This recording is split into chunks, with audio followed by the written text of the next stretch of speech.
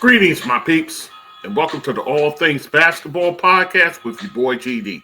In this episode, the WNBA Finals is now over. We have crowned a new champion, so we'll talk about that. We'll talk about, of course, as I do, what's next for both teams. Also, Cathy Engelbert actually responds to Phee's statement in her pre-finals press conference, so we'll talk about that as well. So all that and more, just sit back, relax, and enjoy the show.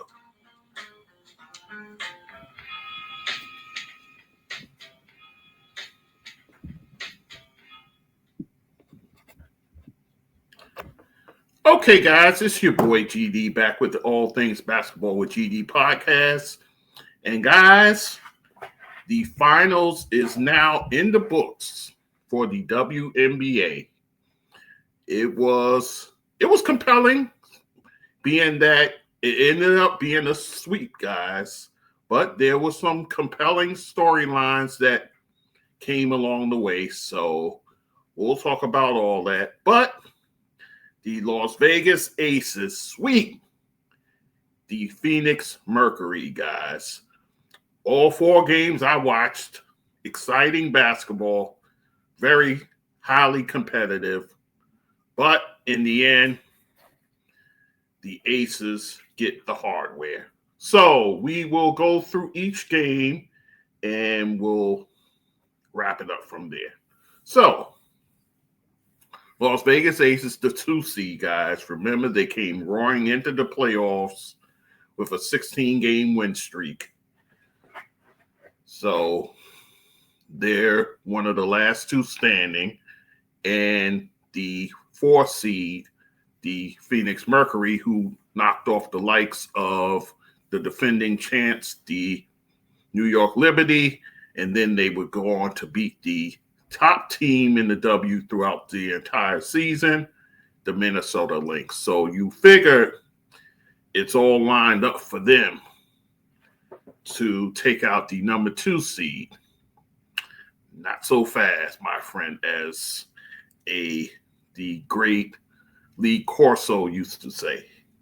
So, with that said, let us get into it. Game one, the first 2 games played in Vegas, guys. So, game one, Vegas gets that win in a squeaker, guys. 89-86. A game where the Phoenix Mercury actually led at halftime, 50-45, guys. But the story here, turnovers. Turnovers is one of the stories here. Phoenix had 12 to the Las Vegas Aces, 5. So that tells the tale for this game here. And then also the bench. The bench came up huge in game one. Dana Evans tied with A'ja Wilson in the scoring with 21 points. She drops 5 threes in this game, guys. Wow. Along with 4 steals and 3 assists. So Dana Evans playing highly competitive basketball in this first game.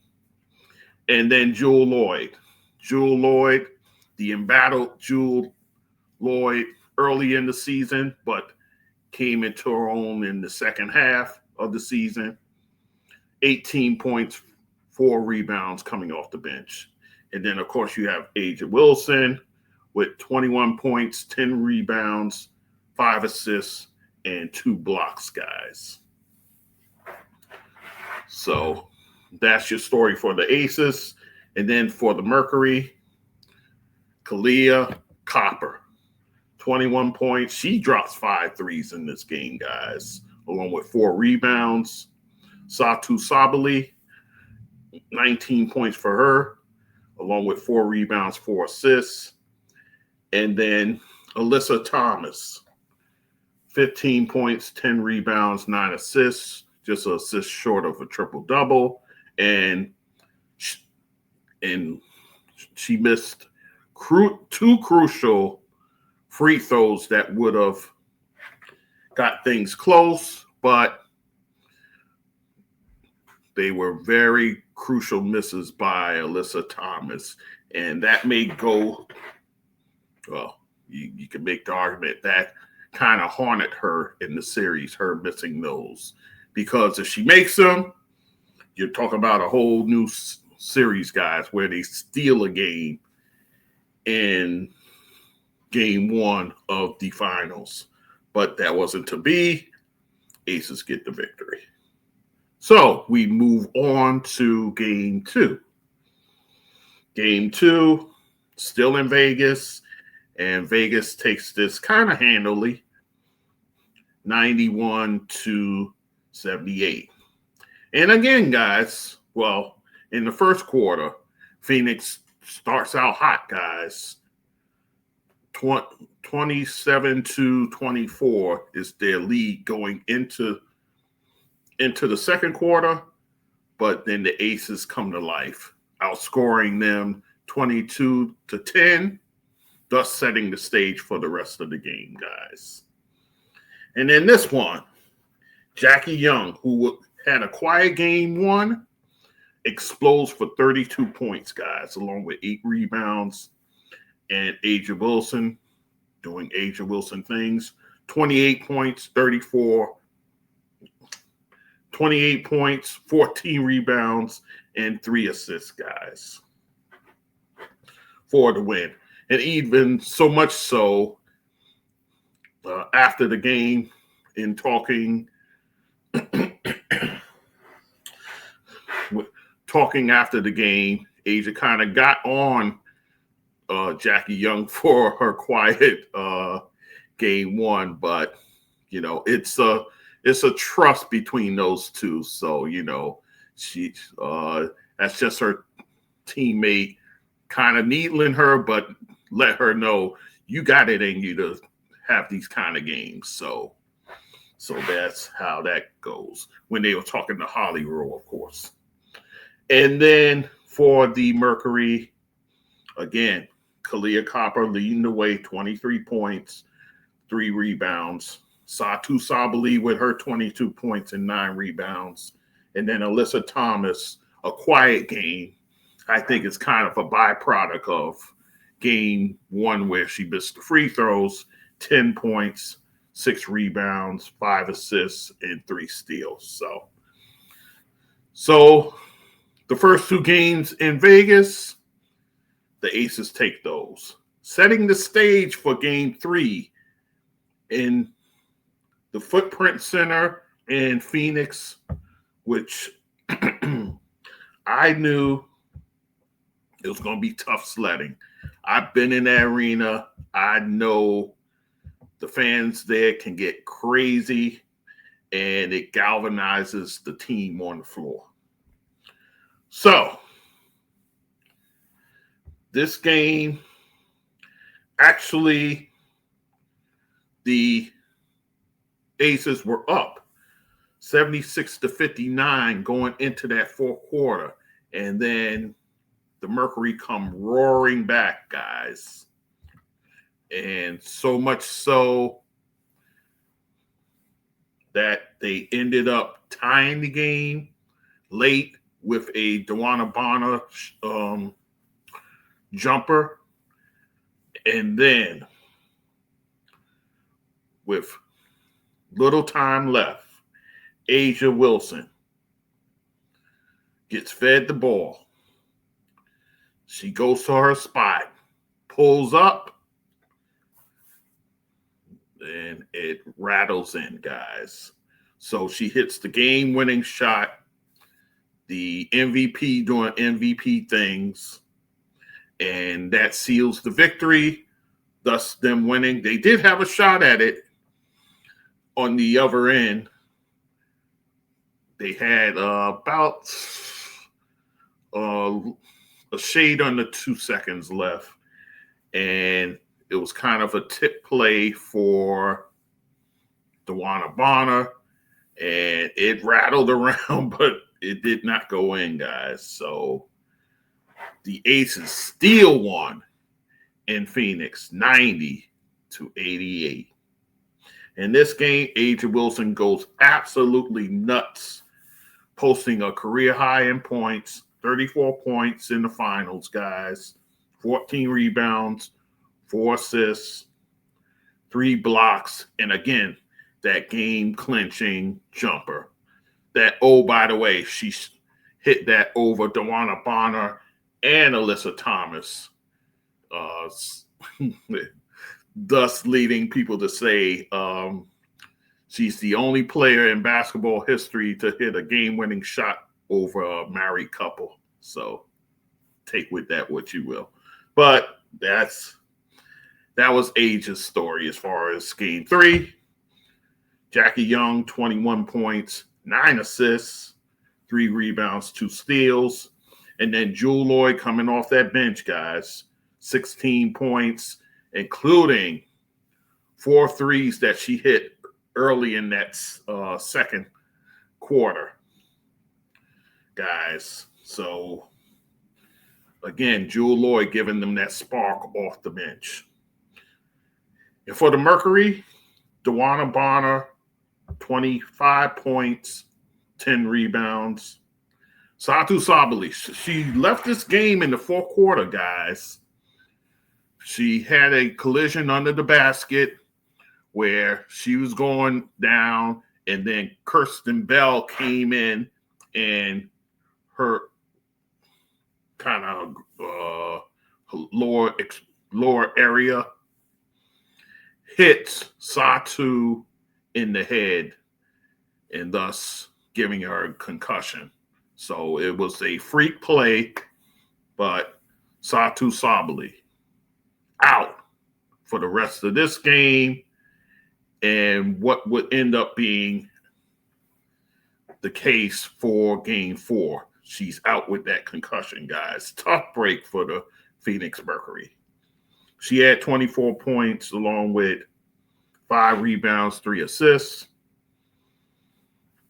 And then Kahleah Copper, kind of quiet game, 17 points. A lot of that came when Satou went down. And then Alyssa Thomas, missing that triple-double, 14 points, 12 rebounds, 9 assists, 2 steals in that game. So now, after 3 games, the Aces up 3-0 with a game-clinching opportunity in game 4. So we go to game 4. Again, in Phoenix, it's going to be hostile there. And at halftime, the Aces up big, 54-39. So, again, you set the stage for them to prevail as the game goes on. But the Mercury still got fight in them. They get it close. They get it in the fourth quarter as close as 6, but things begin to unravel. Coach Nate Tibbetts gets ejected, guys. Arguing a call where he got in the ref's face, didn't touch the ref, got in the ref's face, said some spicy language to the referee. She had enough. She throws him out. She doesn't give him the single tech. She absolutely throws him out the game. So Nate Tibbetts, coach of the Phoenix Mercury, now out for the game as well. So you're dealing with a deficit there.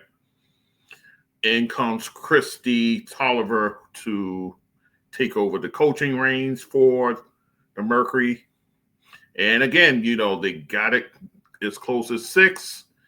And then Chelsea Gray, the seasoned veteran, the point guard, if you will, goes and hits 2 crucial 3-point shots, which pretty much set the stage put enough distance between the Aces and the Mercury, and the Aces get the win 97-86.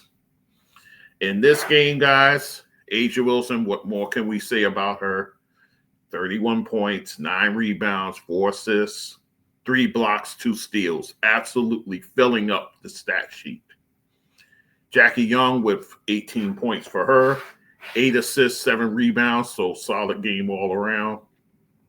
And Chelsea Gray coming up big when the money's on the table. 18 points, 4 assists, 4 rebounds, 2 steals, and 2 blocks for her. Absolutely amazing for the Aces. And then for the Mercury, Kahleah Copper, she knew she had to up the ante as far as scoring goes. 30 points, 6 rebounds. She did foul out late in the fourth quarter, but a valiant effort nonetheless. Alyssa Thomas finally gets her triple-double. 17 points, 12 rebounds, 10 assists, thus being the only player in WNBA history to have 3 triple-doubles in a WNBA Finals. The other 2 coming as she played with the Connecticut Sun. And, oh, by the way, against the Las Vegas Aces. So there you go.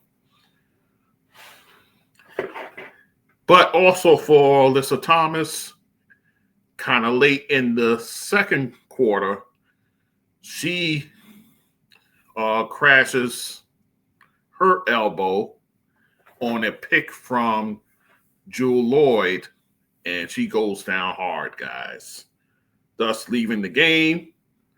Whatever they did during halftime, they got her right, and she got back in the game. So there you have that. And then DeWanna Bonner with a double-double, 10 points and 10 rebounds for the Mercury.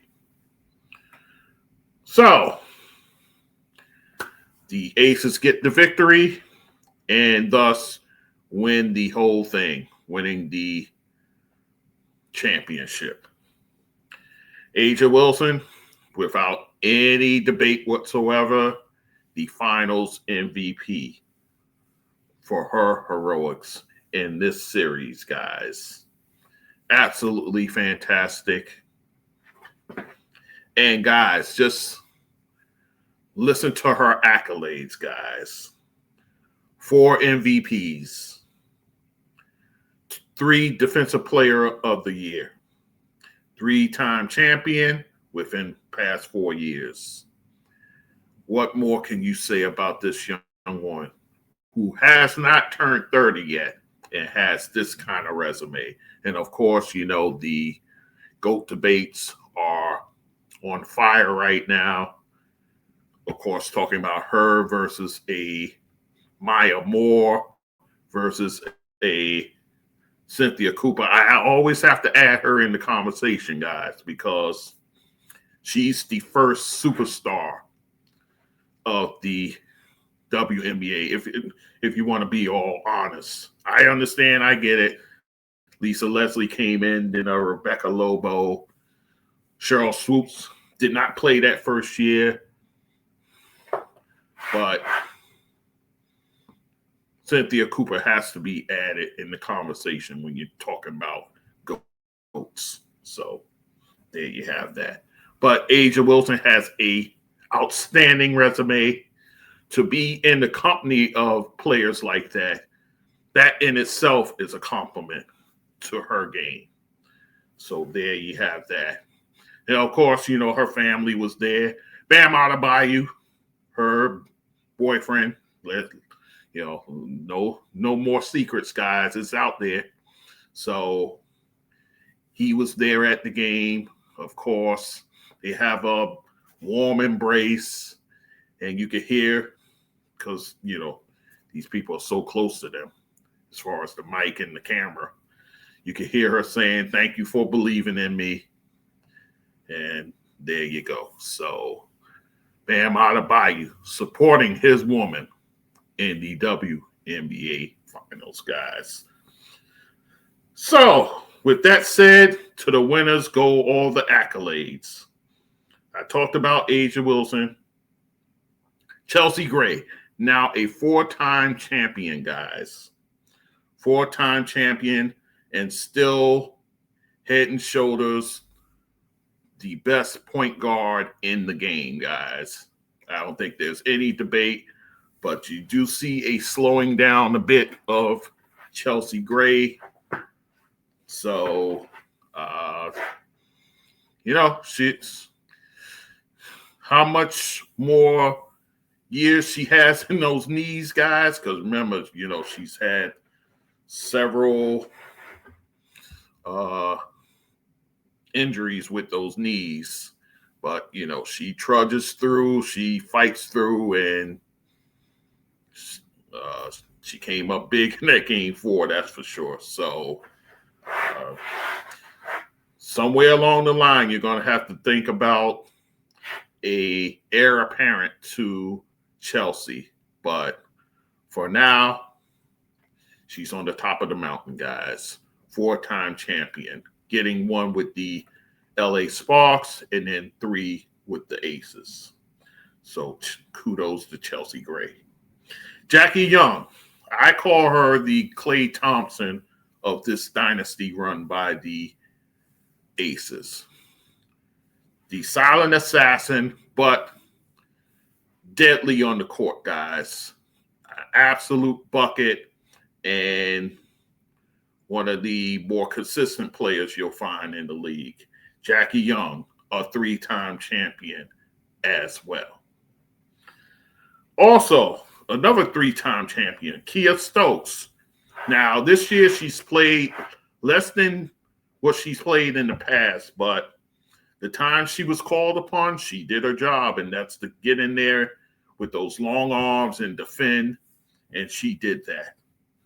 But Kiah Stokes now a 3-time champion with the Aces. Jewell Loyd. Now, you heard me talk about her pretty much all season long, guys.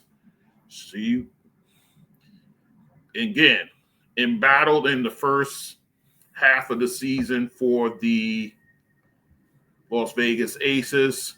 And then she's the one, guys. She went to Becky Hammon and said, look, I'm not getting it done as a starter.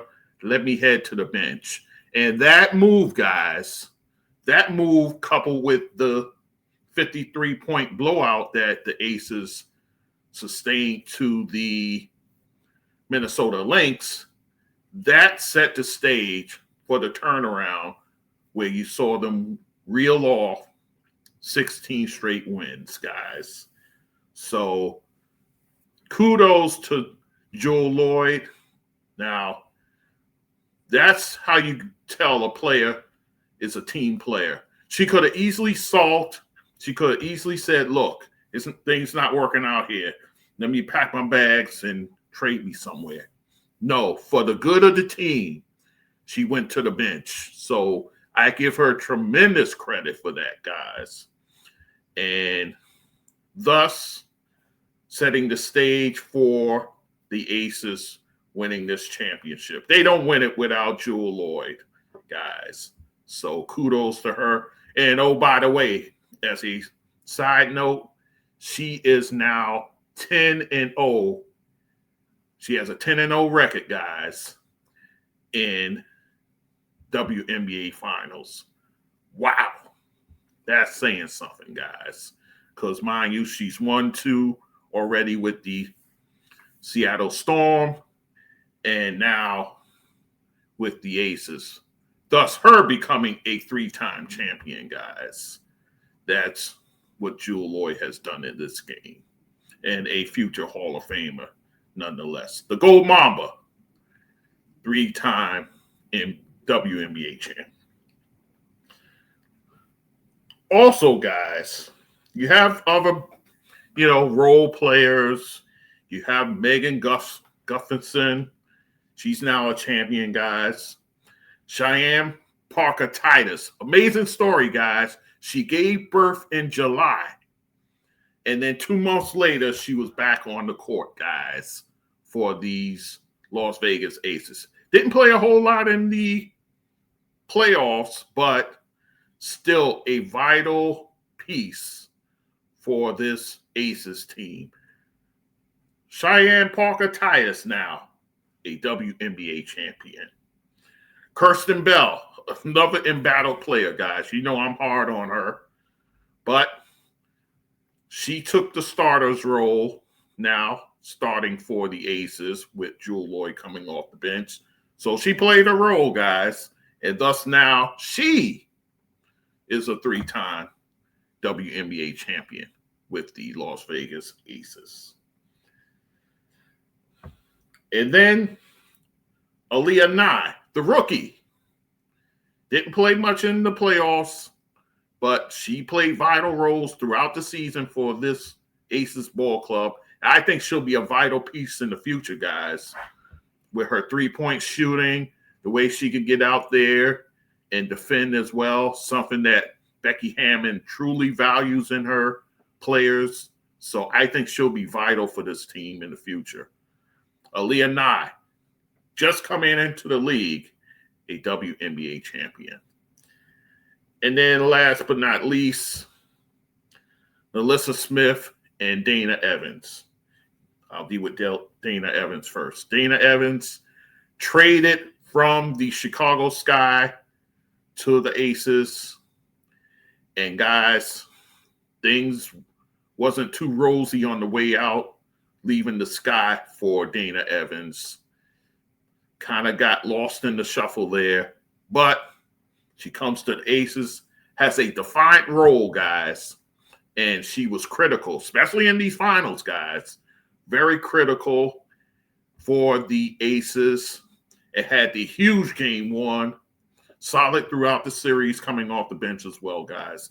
Dana Evans, now a 2-time WNBA champ, winning one with the Chicago Sky, where she's a bench player there as well. Now a 2-time WNBA champion. And then NaLyssa Smith. I tell you what, last year with the Indiana Fever, kind of got lost in the shuffle with the huge specter of a Caitlin Clark there. It seemed like her and Aaliyah Boston couldn't coexist in the same universe. So she gets traded to the Dallas Wings, by the way, guys. Thus, she ends up with the worst team in the league when the records, when all said and done with the records. But, and even in Dallas, she was there with her boo thing, Dejanay Carrington. I think the video that they made where they were, who they made that video with?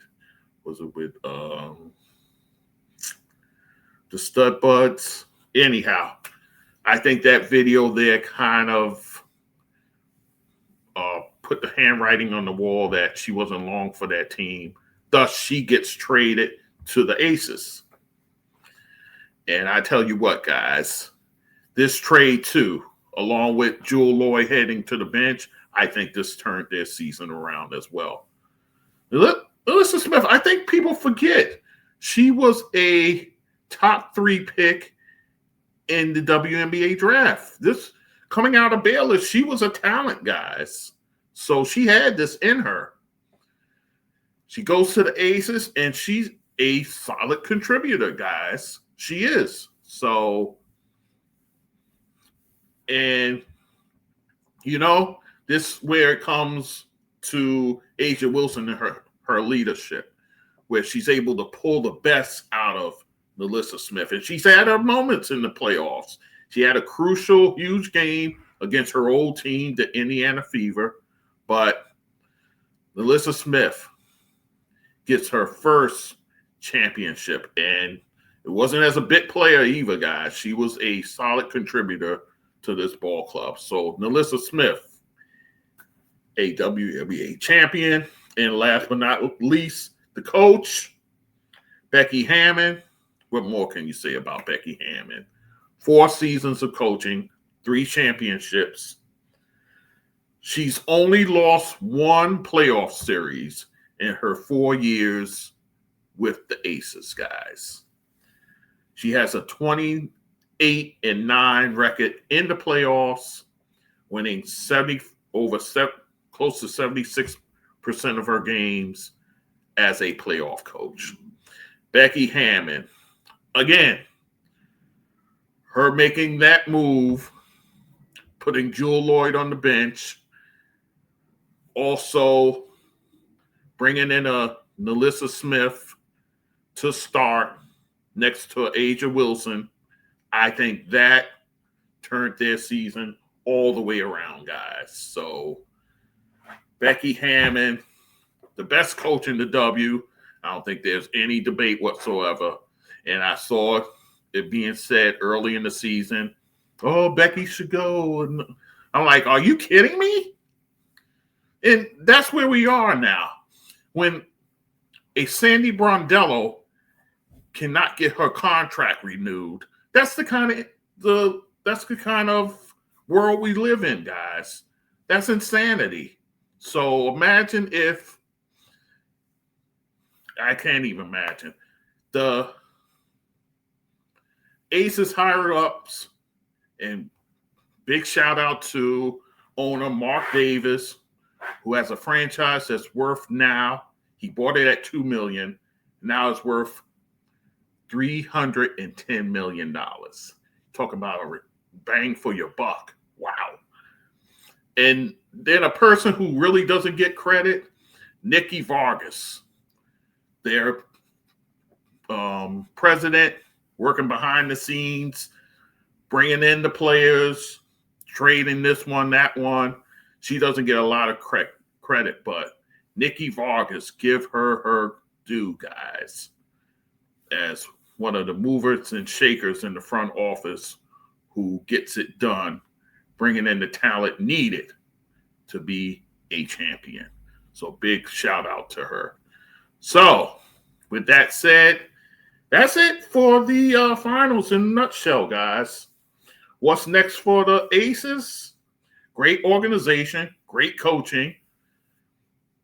Now, with this CBA, from what I'm told, everyone's a free agent, guys. Everyone's free now except for 2 players, Lexi Brown and then Kalani Brown. So I think the Aces will be fine. I think a lot of their players return. You may add a piece here or there, but I think I don't think Chelsea Gray is walking away from the game just yet. So I think a lot of those players return, and it's just a matter of the pieces they add along the way. I think they bring it back NaLyssa Smith. I think they bring her back. Why not? I think a Jewell Loyd, I think she probably comes back as well. I think she enjoyed playing on the team with A'ja Wilson. You know, they have their history, if you will, as far as that one moment during the NBA celebrity game where they kind of cross paths there. Funny clip if you can find it. But I think she comes back. And, yeah, I think the Aces are fine. As far as the Mercury go, I say run it back with those 3. Run it back with Alyssa Thomas. Run it back with Kahleah Copper, Satou Sabally. You add some pieces around.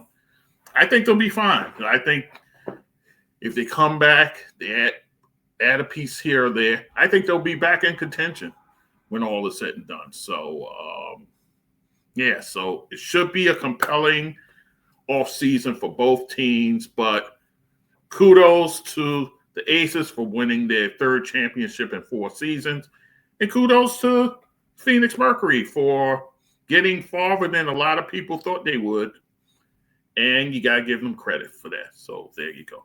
All right, guys. So that is it for the WNBA Finals. A few other items before we head out. Speaking of the collective bargaining agreement, they're still trying to hammer things out. And then, so we'll see what happens there. They're throwing around numbers and all those things, but we'll keep a close eye out on that. Now, as far as Cathy Engelbert, embattled because of the Phee statement. And then she had a pre-finals press conference where she made her statement. And guys, to me, it sounded tone deaf. It really did. I don't think she did herself any favors with that statement whatsoever, guys. So much so, you've had folks come out speaking out against what she had to say.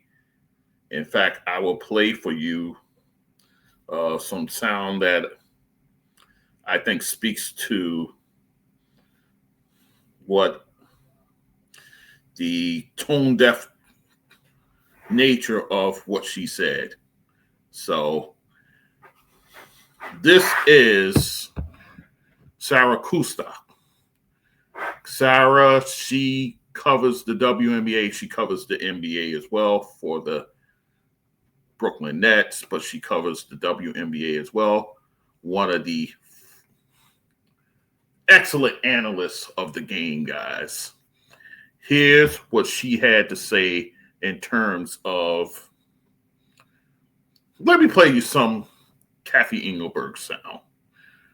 This is her first comments about the Phee statement. Listen. Hang on a second.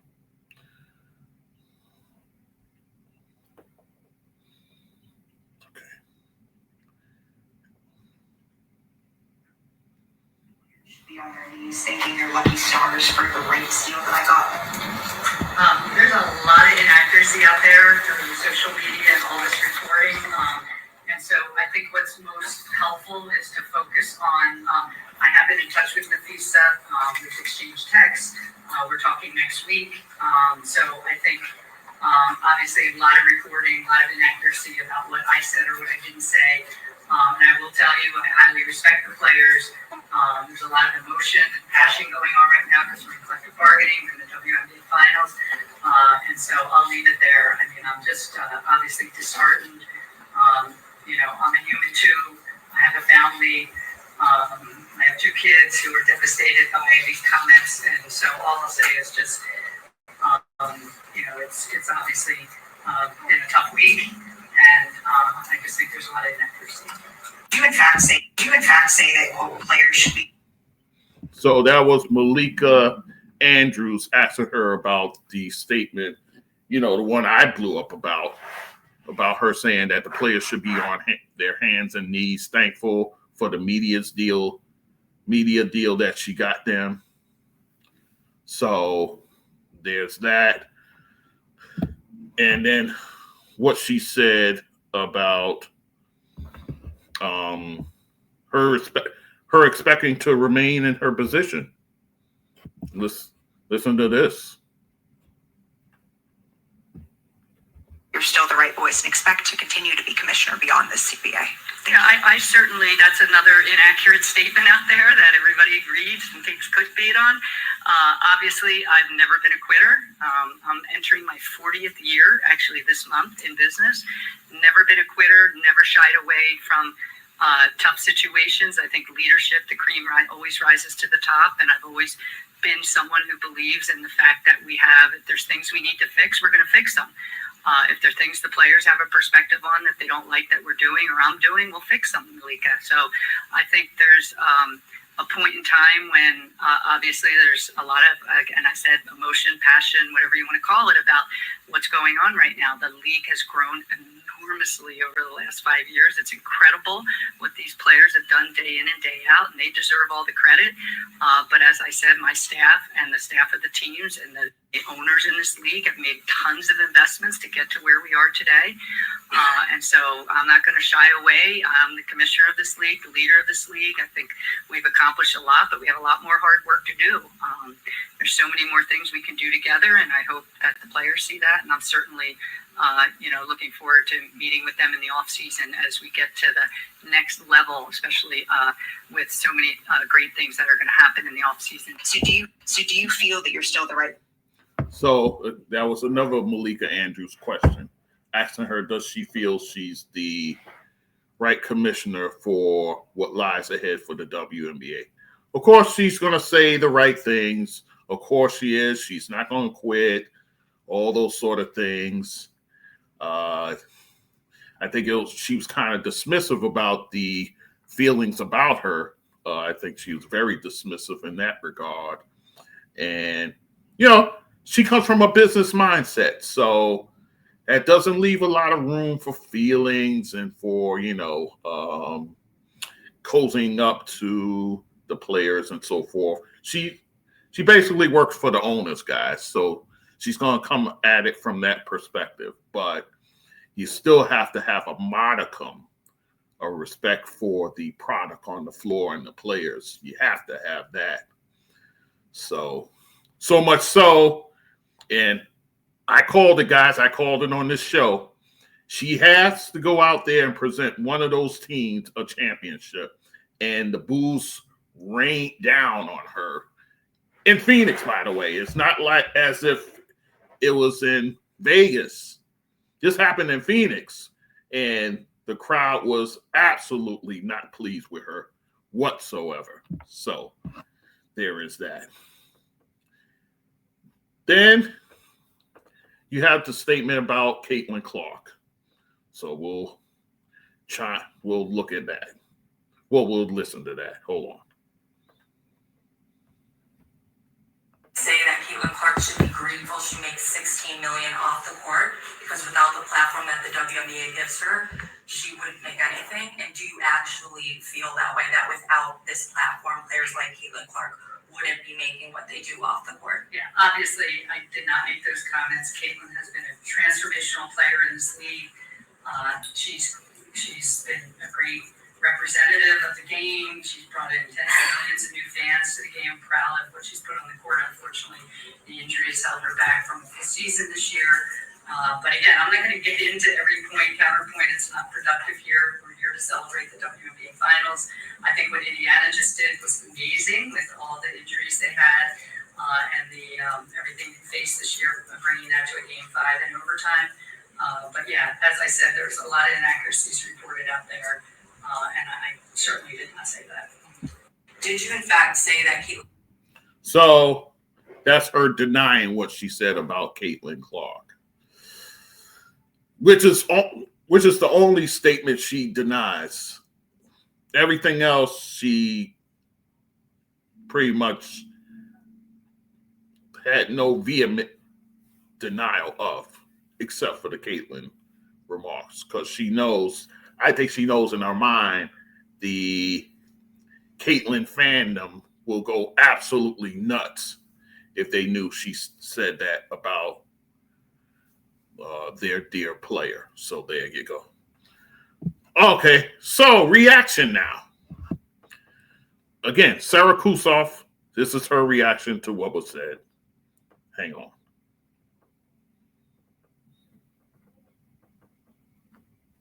Monumental inflection point for the league, and maybe one of the most important moments that the WNBA has seen to this point, because there is a crossroads right now. And let's first start with Napheesa Collier. She's not only the vice president of the Players Association, a superstar in this league, also one of the most respected players, measured individuals. So she chose every single one of her words, her statements, her comments carefully, and she did not miss.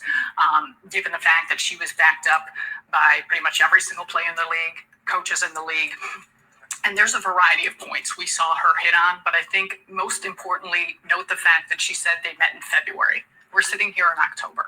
So she took that time to understand and wanting to see the changes that would happen. This has been a time of monumental growth for the WNBA, but that is also on the backs of the players as well. So whether it's revenue sharing, whether it's the officiating, whether it's the care and the caretaking of these players, it's just about the human element as well. And I think that's been the missing component of these talks. And to the end of you said of Cathy Engelbert, not acknowledging some of those comments or saying that they were wrong. I think that's where a lot has stalled out because Napheesa felt like that was her saying that she was lying or telling things that are untrue. And that's where I think at this point, all of us are waiting to see just what direction this will go.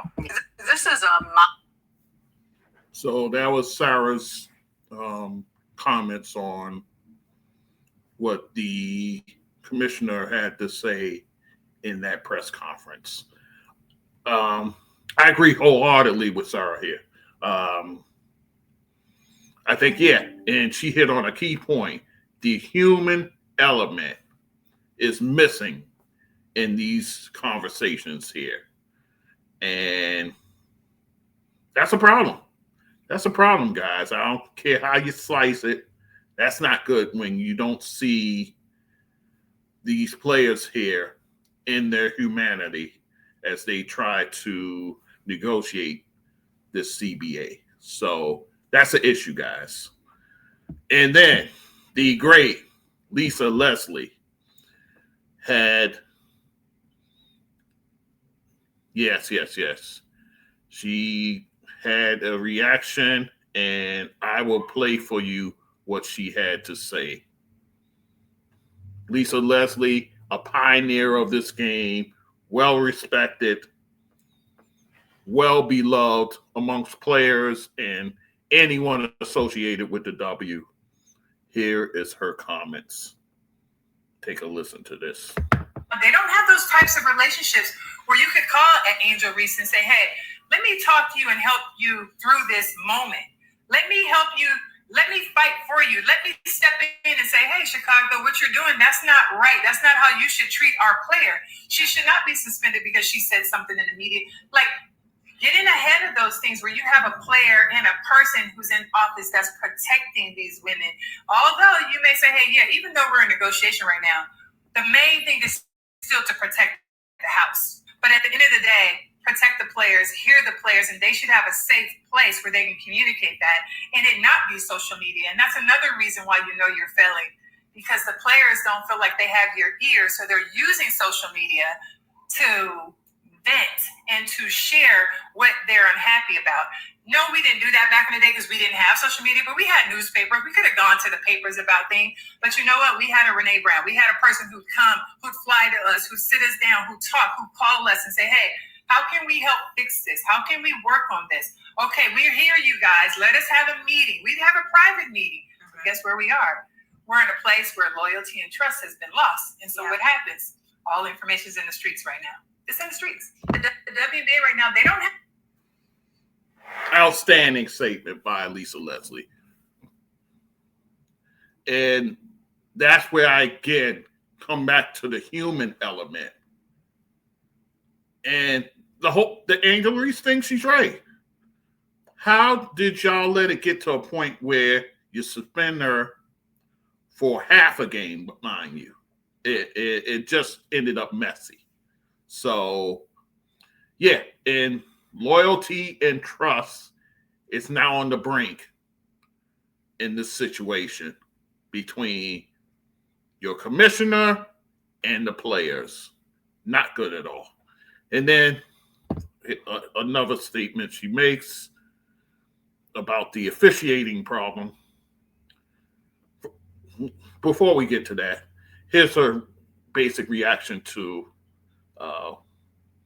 Cathy's reaction to Phee's statement. Okay. I thought it was a missed opportunity to take some ownership of making a mistake. Hey, I didn't say the right things, and I really regret that, but that's not where my heart is. And I just felt like she had an opportunity to do that, but instead it felt like she almost like played in our face a little bit more, like there's a lot of information out there that, you know, it's just not right. And then you take the route of like, because I'm a mother and I have kids, and I'm like, yes, we get it. And as women, that's why those words are so hurtful, because you almost like pulled a Suits move on us, like you should be on your hands and knees thanking me that I've gotten you all these deals, which is such a slap in the face type statement, especially coming from a woman in a woman's league. I thought it was a miss. Thank you, Lisa Leslie. And that's why I exploded about her saying that, guys. That whole statement, you should be on your hands and knees. That's what I expect a male commissioner of a women's league or even a male commissioner of a men's league to say. Not a woman saying that to a woman. That's crazy to me. So, Lisa, you're right. You're right. For that to come out of her mouth is insane to me. So, yeah. So, you know, I don't know what's going to happen with her, to be honest with you. Does she come out on the other side? And then you have Adam Silver. He basically said that there's too much emotion on both sides right now as far as the CBA goes and getting that accomplished. Adam, you have a PR mess going on in the WNBA, and you need to fix that. You need to fix that. Is it kicking Cathy to the curb and bringing somebody in who can appeal to both the owners and the players? Perhaps so. But this is a mess, guys. This, again, and I said in the last episode, this is a PR mess that needs to be cleaned up. And Adam, you're on the clock to do that. If, you know, you got to push her aside, you got to push her aside. But somebody has to come in, a fresh face, and clean up this mess, because you got a product that's on the rise and you don't want to mess it up. Bring somebody in with good business acumen. That's fine and good. Of course, that's great. But it's got to be somebody who can appeal to both the owners and still be able to reach out and touch the players. So that's where I'm at with that. So we'll see what happens. It's going to be exciting next couple of weeks to see if they could come to the bargaining table and hammer something out. I'm not optimistic, guys. I'll be honest with you. I'm not optimistic it'll happen, but we'll see what happens. All right, guys. So that is it for this episode. I thank you for listening. All Things Basketball with GD.com is the website. There you find all the clips, all the full episodes. Guys, episode 300 is on the way this Monday, guys. This Monday. I'm going to do it live. I'm hoping to get some guests lined up. I'm reaching out to some folks to get them on. And then I want to play also a few of my favorite rants for you guys. Well, your favorite rants that I hear about. So we'll play a couple of those on the show as well. I thank you for listening as always, guys. And also podcast platforms. I'm on all those. Social media, TikTok, some Facebook, Instagram, some Blue Sky. That's really about it. Support, guys. On my website, a donate page, Buy Me a Coffee, PayPal, and Spotify donate. And then my email address, allthingsbasketballgd@outlook.com. That is the website. Cash App, $GD, that's sports do. Again, Cash App, $GD, that's sports do. I thank you for listening as always, guys, and we'll talk soon. Take care.